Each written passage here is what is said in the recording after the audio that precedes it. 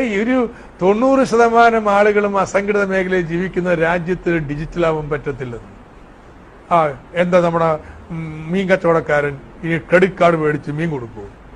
നമ്മുടെ ആക്രിക്കാർ ചെയ്യുമോ? പച്ചക്കറിക്കാർ ചെയ്യുമോ? ഇതൊക്കെ ഒരു വാചകടിയാണ്. നമസ്കാരം. ശരിക്കും ഇവിടെ ആരാണ് വാചകം അടിക്കുന്നതെന്നും തള്ളുന്നതെന്നും ആരാണ് കാര്യങ്ങളെല്ലാം ജനങ്ങൾക്ക് വേണ്ടി, അതായത് കൃത്യമായ രീതിയിൽ നടത്തുന്നതെന്നും നമ്മൾ കണ്ടതാണ്. രാജ്യത്തിൻ്റെ വികസനം അത് വാക്കിൽ മാത്രം ഒതുക്കാതെ പ്രവൃത്തിയിലൂടെ കാണിച്ചു തന്നയാളാണ് നരേന്ദ്രമോദി. തോമസ് ഐസക് നടത്തുന്ന പ്രസംഗം നിങ്ങളൊന്ന് കണ്ടു നോക്കൂ. ഒരു 90% ആളുകളും അസംഘടിത മേഖലയിൽ ജീവിക്കുന്ന രാജ്യത്ത് ഡിജിറ്റലാവാൻ പറ്റത്തില്ലെന്ന്. എന്താ നമ്മുടെ മീൻ കച്ചവടക്കാരൻ ഇനി ക്രെഡിറ്റ് കാർഡ് മേടിച്ച് മീൻ കൊടുക്കുമോ? നമ്മുടെ ആക്രിക്കാർ ചെയ്യുമോ? പച്ചക്കറിക്കാർ ചെയ്യുമോ? ഇതൊക്കെ ഒരു വാചകടിയാണ്. ഇവിടെ നമ്മളിപ്പോൾ കണ്ട ദൃശ്യങ്ങളിൽ സാമ്പത്തിക വിദഗ്ധൻ എന്ന് എല്ലാവരും വിളിക്കുന്ന തോമസ് ഐസക് പറയുന്നത് നിങ്ങൾ കേട്ടല്ലോ. മീൻ വിൽക്കുന്നവർ, പച്ചക്കറി വിൽക്കുന്നവർ, അവരൊക്കെ എങ്ങനെയാണ് ഡിജിറ്റൽ പേയ്മെന്റ് ഉപയോഗിക്കുന്നത് എന്ന്. അതൊന്നും നടക്കില്ല എന്നാണ് അദ്ദേഹം പറഞ്ഞു വെക്കുന്നത്.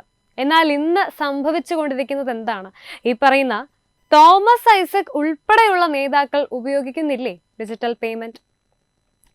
നമുക്കറിയാം, ഇന്ന് അക്കൗണ്ടിൽ പൈസയും നമ്മുടെ മൊബൈൽ ഫോണിൽ ഇന്റർനെറ്റും ഉണ്ടെങ്കിൽ നമുക്ക് എവിടെ വേണമെങ്കിലും പോകാം, സാധനങ്ങൾ വാങ്ങാം, ഡിജിറ്റൽ പേയ്മെന്റ് നടത്താം. കപ്പലണ്ടി വിൽക്കുന്ന ഉന്തുവണ്ടിയിൽ പോലും കാണാം QR കോഡ്. ഇതൊക്കെ സാധ്യമാകില്ല എന്ന് പറയാൻ ഡിജിറ്റൽ പേയ്മെന്റ് കൊണ്ടുവരും, അത് രാജ്യത്ത് നടപ്പിലാക്കും എന്ന് പറഞ്ഞത് നമ്മുടെ സംസ്ഥാനത്തെ പ്രമുഖ പ്രബുദ്ധ നേതാക്കൾ അല്ലെങ്കിൽ സഖാക്കൾ അല്ല. രാജ്യത്തിന്റെ വികസനവും ജനങ്ങളുടെ നന്മയും ആഗ്രഹിക്കുന്ന ഒരു സർക്കാരാണ് നരേന്ദ്രമോദി സർക്കാർ. അതുകൊണ്ടാണ് ഇന്ന് അദ്ദേഹത്തിന്റെ ഭരണ മികവിൽ രാജ്യം തല ഉയർത്തി തന്നെ നിൽക്കുന്നതും. നമ്മുടെ രാജ്യത്ത് കുറച്ച് വർഷങ്ങൾ കൊണ്ട് മാത്രമുണ്ടായ മാറ്റം അത് ചെറുതല്ല. തെളിവ് നമ്മുടെ മുന്നിൽ തന്നെ ഉള്ളപ്പോൾ എല്ലാവർക്കും അത് അനുഭവിച്ചും കണ്ടുമൊക്കെ അറിയാനും സാധിക്കും. ഇനി വരാനിരിക്കുന്ന തിരഞ്ഞെടുപ്പിലും നരേന്ദ്രമോദി തന്നെ വിജയിക്കണം എന്ന് ജനങ്ങൾ ആഗ്രഹിക്കുന്നുണ്ടെങ്കിൽ അതിന് കാരണം അദ്ദേഹത്തിന്റെ ഭരണ മികവ് തന്നെയാണ്, രാജ്യത്തിനുണ്ടായ മാറ്റം തന്നെയാണ്. നമ്മുടെ കൊച്ചു കേരളം, ഇവിടുത്തെ ഭരണം അത് കേന്ദ്ര സർക്കാരിന്റെ കീഴിൽ വരണം എന്ന് ജനങ്ങൾ ഇന്ന് ആഗ്രഹിക്കുന്നുണ്ടെങ്കിൽ ഒരു തെറ്റും പറയാനാകില്ല. കാരണം ഓരോ മനുഷ്യനും ആഗ്രഹിക്കുന്നത് മെച്ചപ്പെട്ട ജീവിത നിലവാരമാണ്. അത് നേരായി നിറവേറ്റുന്ന ഒരു ജനനായകൻ വേണമെന്ന് മാത്രമേ എല്ലാവരും ആഗ്രഹിക്കുകയുള്ളൂ.